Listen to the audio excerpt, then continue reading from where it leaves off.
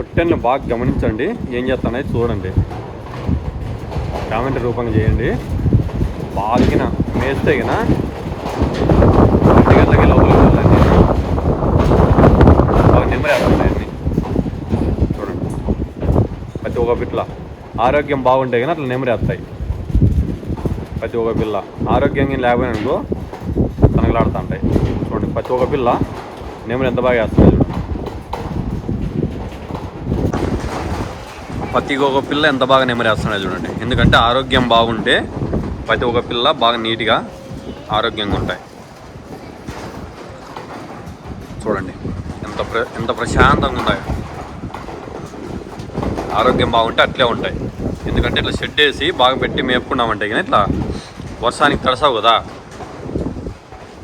వర్షానికి తడసావు, పిల్లలు బాగుంటాయి. ఆటోమేటిక్గా పిల్ల నీకు బాగా అభివృద్ధి అవుతుంది. ఎట్లుండే చూడు, మేము ఇట్లా షెడ్ వేసుకొని పెట్టుకొని పొట్టెల్లో ఫామ్ పెట్టుకోవాలి, బాగుంటుంది. నీకు అన్నీ మనం పట్టకచ్చు 20 రోజులు అవుతుంది. ఒకటి 7,000, ఈరోజు ఒక పిల్ల 8,000 పోతుంది.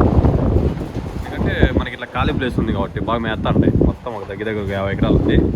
పిల్ల యాదగిన చూడండి బాగా ప్రశాంతంగా అనుకొని నెమ్మది వేసుకుంటాడు. అవన్నీ నీకు ఆటోమేటిక్గా డబ్బులు వచ్చేస్తాయి. ఆరోగ్యం బాగుంది అనుకో, పిల్ల దెబ్బ తినుకోకుండా బాగుంది అనుకో నీకు డబ్బులు వస్తాయి. లేదు పిల్ల ఏదైనా ఒకటి దెబ్బ తింది అనుకో పోతా ఉంటాయి పిల్లలు బాగాలేక.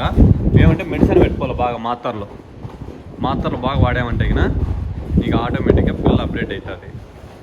ఖచ్చితంగా టానిక్లు ఉండాలి.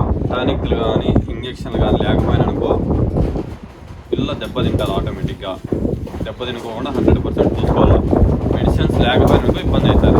ఎంతో అవగాహన ఉండాలి పొట్టెల మీద, లేకుంటే కానీ ఇబ్బంది పడతాం. కొత్తగా ఉన్న కొంచెం ఏమైనా ఫామ్ పెట్టుకొని ఏదైనా కొంచెం అప్డేట్ చేసుకుంటే కానీ ఒక సంవత్సరం లోపల అప్డేట్ అవుతారు. బాగా ఇట్లా సెట్ ఉండాలా, బాగా ఇట్లా పైన కింద గ్యాస్ తోలుతుండాలి. సెట్ అంతా ముగైతే ఏమవుతుందంటే గ్యాస్ తోలిపోతే నీకు కింద పెంటిగా స్మెల్ వస్తుంది. మనం వారం మొక్కపోయినా ఏం కాదు, ఆరిపోతుంది.